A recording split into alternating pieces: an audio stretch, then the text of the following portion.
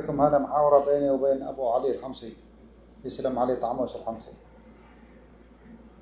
وهو يقول أبو علي الحمصي: دا وقت ما هو رومانسي، دا وقت هده وحربه، لا تحسبونه سياحي أو طبل يفقع أو مزمار وكل منه مولع، خلوه ينسى محبه ويصبح القلب قاسي أو صخر من صخر الحجار.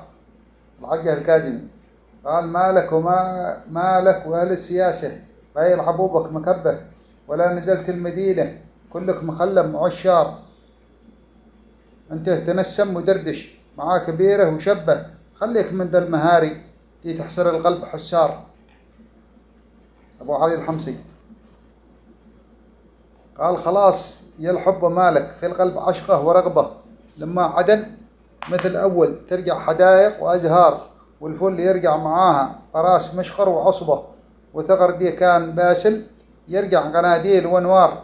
العقه الكاظمي قال: الهاشمي كان غدله في الشيخ عثمان غبه، وشارع الحب جنبه يا مكثر الناس زوار، لكنهم كسروهم وجاتنا ميت سبه، لا عاد خلوا سبوله ليه ولا عاد مضار.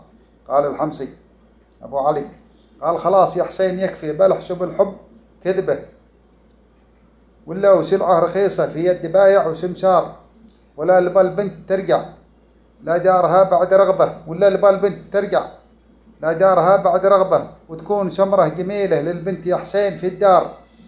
العقه الكاظمي قال: هذا الزمن يا صديقي معروف قلبه بقلبه، وبه تضيع طريقك، البحر قد فيه الإسرار، البحر يرقش بجنبك وانت معاك المنبه، لا كان شليت بوها البنت لحيت تختار.